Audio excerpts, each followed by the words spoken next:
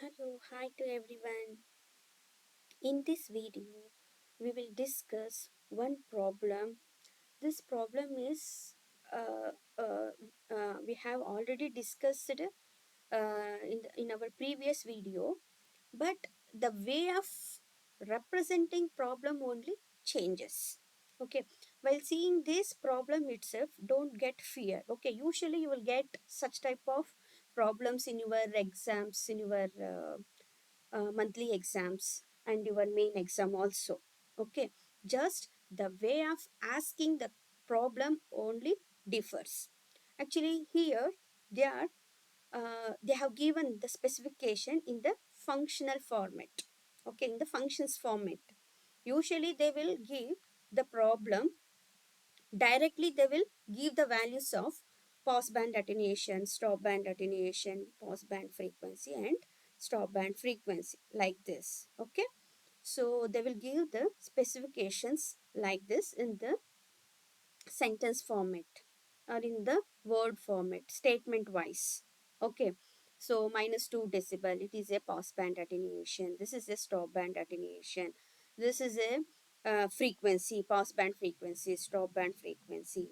But in this problem, they have given in the functional representation. Okay, so you have to find out which one is a pause band frequency and pause band attenuation, stop band frequency and stop band attenuation. See here, this is your pause band attenuation because one is the maximum magnitude, right? So this one is your pause band attenuation. Usually we can find out the pause band attenuation by using this equation. 1 divided by square root of 1 plus epsilon square, right? So this is your pass band frequency specification. Usually your frequency starts from 0 and pass band frequency is 0.2 pi. Okay, then this one is a stop band attenuation 0.2, right? And we can also find out using this equation 1 divided by square root of 1 plus lambda square. For the stop band frequency 0.4 pi. The end frequency is pi. The starting frequency is 0. It ends with the value pi. This is pause band frequency. Then this one is a stop band frequency 0.4 pi. I will show you this one as a graphical representation. Then you can understand much more. Okay, this is the magnitude response of the low pass filter. This is the low pass filter magnitude response. This is the representation of magnitude. Okay, magnitude of, this is a modulus. You know this modulus, you have used it in the maths. H of j omega, right? So this is the complex frequency representation. You have used it in your signal system and also in your review of signal system in your first chapter also you have used. This is a discrete time Fourier transform representation h of j omega, isn't it? So here we have used it in the y-axis. Okay, this is our x-axis. X-axis usually we are using the frequency representation. This is the magnitude, maximum value of magnitude starts from 0, right? So the next one is, this is the stop band attenuation, right? What is our stop band attenuation is 0.2. This is our 0.2, right? The next attenuation is pause band attenuation. Pause band attenuation is zero point 0.9, isn't it? Then our pass band frequency omega p, right? Omega p is 0.2 pi and stop band frequency is 0.4 pi, right? This is 0.4 pi, this is 0.2 pi. This is our frequency, right? It ends up pi, 0 to pi. This is the magnitude The maximum value of magnitude is 1, starting from 0 to 1, and the frequency starts from 0 to pi. Okay, I think you have understand the concept, how to find out, how to determine the specification from the given problem, right, based on the graphical representation and functional representation. This is the functional representation of the specification. Okay, so after that you have determined the passband frequency and stop band frequency. So now you have to find out the value of epsilon and lambda, right? Without find outing the lambda and epsilon, you can use the equation that in order to find out that logarithm 10 to the power of 0.1, that equation you can also use. And in order to reduce the complexity of find outing the values, you can also make chunks. That's all. This is a chunks format. Okay, so in order to find out the numerator value, so you have to use 1 divided by square root of 1 plus epsilon square, right? So this is denominator.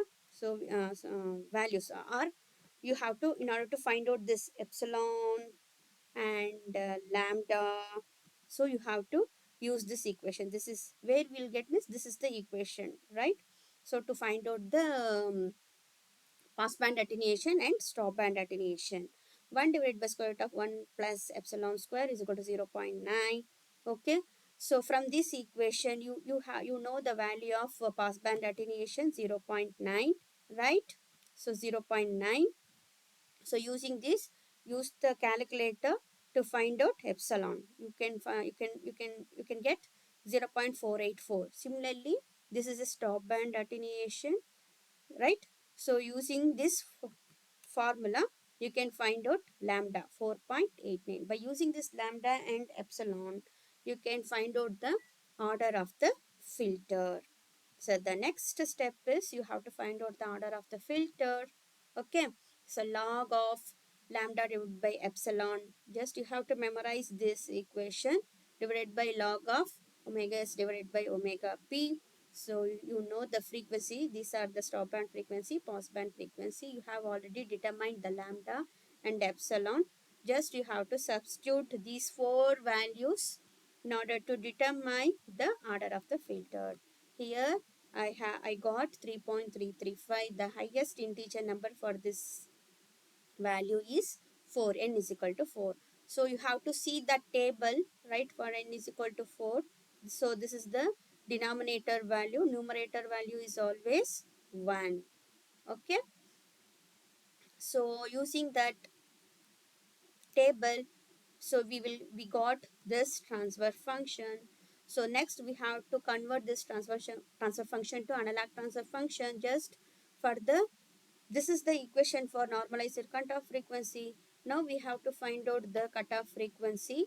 Okay, then we have to substitute that cutoff frequency, right, in this equation. You know the equation for the Butterworth in order to transfer a normal transfer function to analog transfer function, S divided by omega c. So here we have to find out this cutoff frequency, right? So we know that we have two equations to find out cutoff frequency. Here we are using the passband based cutoff frequency. Okay, so